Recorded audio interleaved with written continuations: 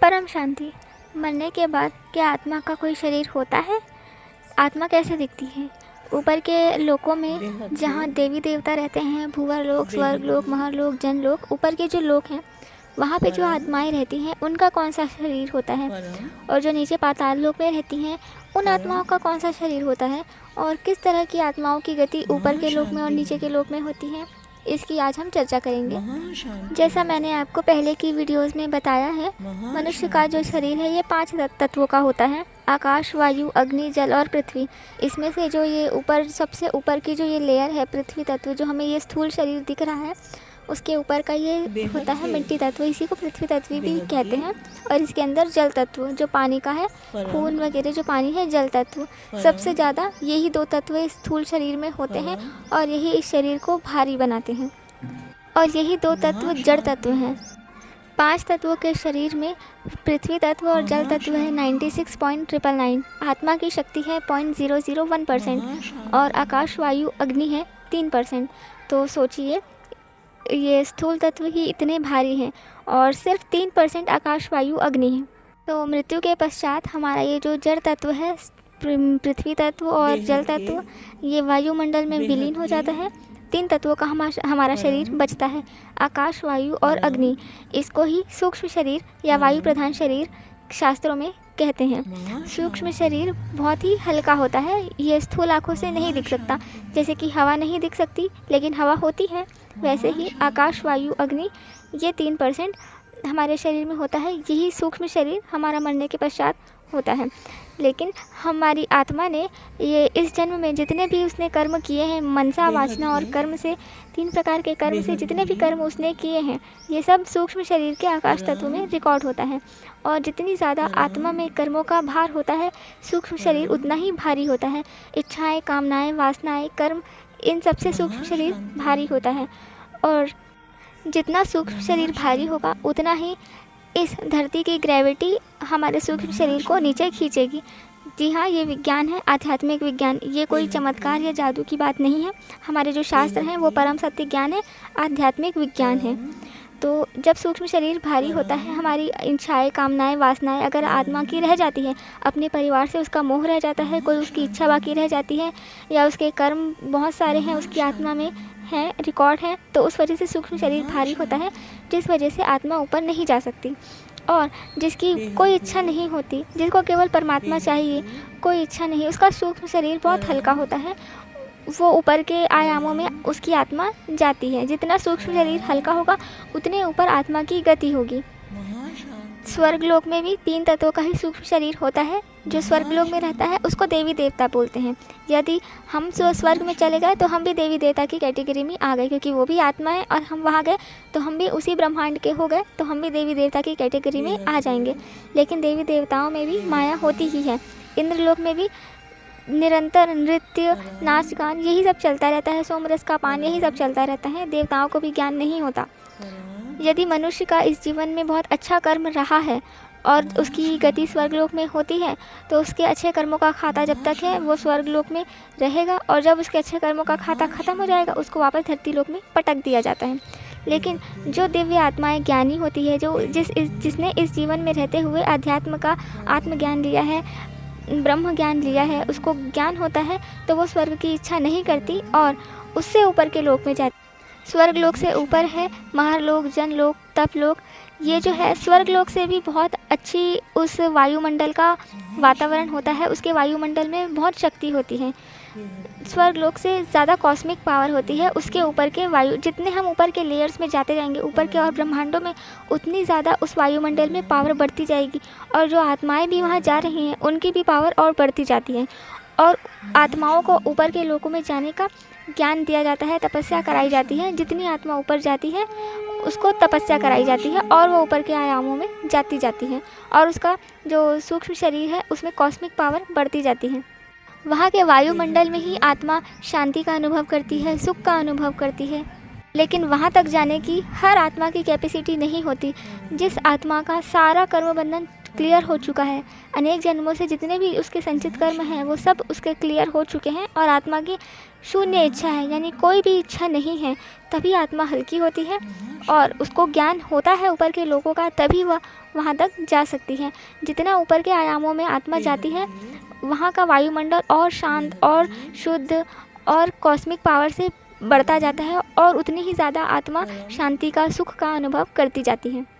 ऊपर तप लोक, महर्षि लोक में ही जो दिव्य आत्माएं रहती हैं वही यहाँ धरती पर अवतार लेकर साधु संतों के रूप में आती है, यहाँ के मनुष्यों का कल्याण करने, यहाँ के लोगों को, ऊपर के लोगों का आत्मज्ञान देने के लिए, ब्रह्म ज्ञान देने के लिए, यहाँ की आत्माओं का कल्याण करने के लिए। लेकिन सावधान रहें, दिव्य आत्माएं, जो साधु संतों की आत्माएं जो ऊपर से आई हैं वो केवल ज्ञान देती हैं, ऊपर के लोगों का परमात्मा प्राप्ति का, मोक्ष का ज्ञान देती हैं। जो आपको इस संसारी सुख दिलाने की बात कर रहा है, चमत्कार कर रहा है, वो पाखंड है। जो दिव्य आत्माएं ऊपर के लोगों से आती है वो केवल ज्ञान देती हैं। जो आत्मा की बात कर रहा है, परमात्मा की बात कर रहा है, मोक्ष का ज्ञान दे रहा है, वही सच्चा साधु है। अन्य कोई भी संसार सुख की बात कर रहा है, माया की बातें, आपकी इस संसारी जीवन में सुख शांति दिलाने की, आपकी इच्छाएं पूरी करने की बात कर रहा है, चमत्कार कर रहा है, वो पाखंड है। उससे बच के रहें, उससे दूर रहें। वो आपको माया के दलदल में और फंसा देगा। उसके कर्म तो ऑलरेडी खराब हो ही रहे हैं और उससे अगर आप कर्म बंधन में आते हैं तो आपका उससे कार्मिक अकाउंट जुड़ जाता है। तो ये 7 लोक होते हैं धरती से ऊपर और इन 7 लोकों में आत्माएं सूक्ष्म शरीर में होती हैं। लेकिन ये सूक्ष्म शरीर भी ऊपर के आयामों में जितना आत्मा जाती है उतना ही हल्का होते जाता है और उसमें कॉस्मिक पावर बढ़ती जाती है। अब इस 7 लोक से ऊपर है ब्रह्मापुरी, लेकिन ब्रह्मापुरी से पहले भी है सत्यलोक। क्या सत्यलोक और ब्रह्मलोक एक ही है? लोग सत्यलोक को ही ब्रह्मापुरी कह देते हैं, लेकिन सत्यलोक ब्रह्मापुरी से नीचे है, अर्थात एक लोक में बहुत सारी परतें, लेयर्स होती हैं और सत्यलोक ब्रह्मापुरी के निचले लोक में है। यहाँ तपस्वी आत्माएं रहती हैं। यहाँ ब्रह्मा और सरस्वती रहते हैं। ब्रह्मा द्वारा सृजन किया जाता है। ब्रह्मांड के सृजन के समय जब ब्रह्मा जी ने सप्तऋषियों का सृजन किया था तब सप्तऋषियों ने 7 लोकों की रचना की थी, इसलिए ये 7 लोक ब्रह्मापुरी से नीचे हैं। ब्रह्मा की आत्मा परम आकाश से बनी हुई है। आत्मा जब ब्रह्मापुरी में आती है तब उसे सत्य की पहचान होती है, सत्य का ज्ञान होता है। यह सत्य का जगत है। यहाँ सूक्ष्म शरीर का हिसाब खत्म हो जाता है। जो आत्माएं आकाश तत्व से बनी हैं उन आत्माओं की यात्रा ब्रह्मापुरी में खत्म हो जाती है। वह चाहे तो अपने रचयिता में विलीन, डाइल्यूट हो सकती हैं, यानी मुक्त हो सकती हैं। आकाश तत्व से बनी हुई आत्मा ब्रह्मापुरी तक ही जा सकती है, उसके आगे नहीं जा सकती। परम आकाश तत्व और परम प्रकाश से बनी हुई आत्माएं विष्णुपुरी या उसके ऊपर के आयामों में जा सकती हैं। विष्णुपुरी जाने के लिए आत्मा को तपस्या करनी पड़ती है। 3 तत्वों का हिसाब खत्म करके, यानी सूक्ष्म शरीर का हिसाब खत्म करके आत्मा विष्णुलोक यानी कारण जगत में जाती है। सत्यलोक या ब्रह्मापुरी में आत्मा को अपने रचयिता के बारे में पता लग जाता है कि उसके क्रिएटर कौन है, इसलिए पावरफुल आत्मा अपने रचयिता के पास जाने का पुरुषार्थ करती है। ब्रह्मापुरी और धरती के समय में बहुत अंतर है। ब्रह्मा का 1 सेकंड धरती के ऊपर 1 लाख साल के बराबर है। ये हमारे पुराण में भी बताया गया है। उदाहरण के लिए धरती के ऊपर एक राजा रेवत कुकुडमी हुए। उस समय सत्य युग चल रहा था और उनकी बेटी का नाम था रेवती। कुकुडमी अपनी बेटी के साथ ब्रह्मापुरी ब्रह्मा से मिलने के लिए गए। वो ब्रह्मा जी से जानना चाहते थे कि उनकी बेटी के पति कौन होंगे, लेकिन जब वो ब्रह्मा जी के पास पहुँचे तो वो उस समय नाच गान सुनने में व्यस्त थे, इसलिए कुकुडमी और रेवती को ब्रह्मलोक में प्रतीक्षा करनी पड़ी। जब ब्रह्मा जी से वो मिले और धरती पर लौटे तब धरती पर 27 चतुर्युग खत्म हो गए थे, यानी सतयुग, त्रेता, द्वापर, कलयुग, ऐसा एक चतुर्युग होता है, तो ऐसे 27 चतुर्युग खत्म हो चुके थे। यदि इसकी गणना की जाए तो राजा कुकुडमी को ब्रह्मापुरी में 19.43 मिनट प्रतीक्षा करनी पड़ी, अर्थात धरती के ऊपर समय और ब्रह्मापुरी के समय में बहुत अंतर है। जैसे जैसे ऊपर के आयाम या लोकों में आत्मा जाती है तो समय धीरे हो जाता है, लेकिन धरती के ऊपर समय बहुत जल्दी चलता है। एक लोमश ऋषि हुए जिनकी आयु ब्रह्मा के 15 साल थे, जिसका उल्लेख हमारे पुराण में है, यानी उन्होंने 5400 कल्प प्रलय देखे। मार्कंडेय ऋषि की आयु ब्रह्मा के 7 दिन थी, यानी धरती के ऊपर 6048 करोड़ वर्ष हुए, मतलब उन्होंने 7 कल्प प्रलय को देखा होगा। इस प्रकार समय की गति को विज्ञान टाइम डायलेशन कहते हैं। अब इससे ऊपर है कारण जगत यानी विष्णुपुरी। यह एक दिव्य निवास है, लेकिन यह ब्रह्मांड के अंदर है, जिसे भगवान की माया नामक ब्रह्मांडी ऊर्जा द्वारा बनाया गया है।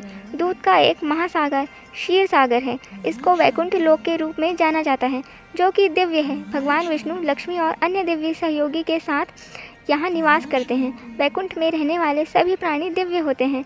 विष्णु लोक में वायुमंडल में 50% परम तत्व है, अर्थात परम आकाश, परम वायु और परम अग्नि 50% है। वहाँ परम सुख होता है। राक्षस यहाँ प्रवेश नहीं कर सकते।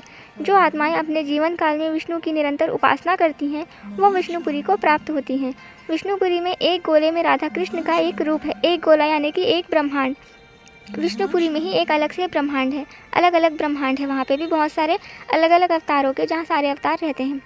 तो एक गोले में राधा कृष्ण का एक गोला है, जहाँ रासलीला होती है और गोपियाँ यहाँ रहती हैं। जो भी राम और कृष्ण को विष्णु के अवतार मान के उपासना करते हैं और पूर्ण पवित्रता रखते हैं और सारे कर्म बंधन से मुक्त हो जाते हैं, वो विष्णुपुरी में आते हैं और परम सुख का अनुभव करते हैं। विष्णु की आत्मा परम आकाश से बनी हुई है। कारण जगत को ही विष्णुपुरी कहते हैं। यहाँ 50% परम तत्व और 50% तीन तत्व का शरीर होता है। विष्णुपुरी रजो प्रधान है, जहाँ फरिश्ता जैसी आत्माएं रहती हैं, जो देवताओं से भी बहुत शक्तिशाली और दिव्य होती हैं। विष्णुपुरी में वायुमंडल बहुत ही मधुर संगीतों की धुन से भरा होता है। एक एक कण में मधुरता और शीतलता की अनुभूति हो, ऐसा यहाँ का वातावरण होता है। विष्णुपुरी में रहने वाली आत्माओं को पृथ्वी लोक पर क्या होने वाला है सब पता होता है। यहाँ पर कारण जगत वाली आत्माएं सूक्ष्म जगत वाली आत्माओं को दिशा देती हैं और मदद भी करती हैं। विष्णुपुरी में कारण शरीर का हिसाब पूरा खत्म करके ही आत्मा शिवपुरी जा सकती है। इससे ऊपर है महाकारण जगत यानी शिवपुरी। यहाँ शिव शक्ति आकारी रूप में रहते हैं और वही सारे ब्रह्मांड को चलाते हैं। शिव को यहाँ पर महादेव भी कहा जाता है, क्योंकि ये सारे देवताओं का सृजन करते हैं। और शक्ति को यहाँ पर आदि शक्ति कहा जाता है, क्योंकि उनकी शक्ति से हमारे ब्रह्मांड का परिचालन होता है। शिवपुरी को महाकारण जगत कहेंगे। यहाँ आत्माओं का महाकारण शरीर होता है, अर्थात परम आकाश तत्व का शरीर होता है। यहाँ 100% परम तत्वों की दुनिया होती है। पहाड़, नदियाँ आदि सभी परम तत्वों के होते हैं, यानी कि कुछ भी स्थूल नहीं होता, जड़ तत्व नहीं होता। सूक्ष्म मतलब परम तत्वों का होता है, दिव्य होता है। आत्माएं बहुत समय शिवपुरी में परम सुख में रहने के बाद परम शांति को खोजती हैं। परम शांति यानी कि अल्टीमेट पीस। परम शांति प्राप्त करने के लिए वह निराकारी शिव को याद करती हैं। अब परम धाम जो शिवपुरी से ऊपर है। परम धाम हमारे ब्रह्मांड सोलार सिस्टम में सर्वोच्च है। परम धाम जिसको अमरलोक भी कहते हैं। निराकारी शिव एक ब्रह्मांड का मालिक है। निराकारी शिव को हमारे ब्रह्मांड के परब्रह्म परमेश्वर के नाम से संबोधित किया जाता है। परम धाम में आत्मा भावातीत, कर्मातीत, निराकारी, कैवल्य, परम शांत और परम सुख की अवस्था में होती है। शिव के 3 रूप हैं, निराकारी, आकारी और साकारी। निराकारी शिव परम धाम में रहते हैं। आकारी शिव शिवपुरी में और साकारी रूप शंकर जो महादेव हैं, जो हिमालय कैलाश में रहते हैं, वो भी अव्यक्त हैं, सूक्ष्म शरीर में रहते हैं, उनका स्थूल शरीर नहीं है। निराकारी शिव को स्वयंभू नहीं कहेंगे। शिव का भी रचयिता महाशिव है, जो एक गैलेक्सी का मालिक है। ये इस ब्रह्मांड के ऊपर के लोक हैं। अब नीचे के पाताल लोक। भूमि की ऊंचाई 70,000 योजन है। इसके भीतर 7 पाताल लोक हैं, जहाँ एक दूसरे से 10-10 हज़ार योजन की दूरी पर हैं। वहाँ की भूमियाँ सुंदर महलों से सुशोभित हैं। वहाँ की भूमियाँ शुक्ल, कृष्ण, अरुण, पीतवर्ण, कर्कशमयी, कंकरीली, पत्थर की तथा सुवर्णमयी हैं। उनमें दानव, दैत्य, यक्ष और बड़े बड़े नाग आदि की सैकड़ों जातियाँ निवास करती हैं। उनमें दानव, दैत्य, यक्ष और बड़े बड़े नाग आदि की सैकड़ों जातियाँ हैं। इन पातालों में न गर्मी है, न सर्दी है, न वर्षा है। ये जो दानव, दैत्य, बड़े बड़े नाग इत्यादि ये सब जो भी हैं, ये सब पहले मनुष्य ही थे। कई जन्मों से पाप कर्म करने से उनकी आत्मा की शक्ति एकदम कम हो जाती है और वही मनुष्य पापी मनुष्य आत्मा ही ये असुर दैत्य बनकर नरक में गिराए जाते हैं। धन्यवाद। परम शांति परम ज्ञान हमारे बेहद के दादाजी से।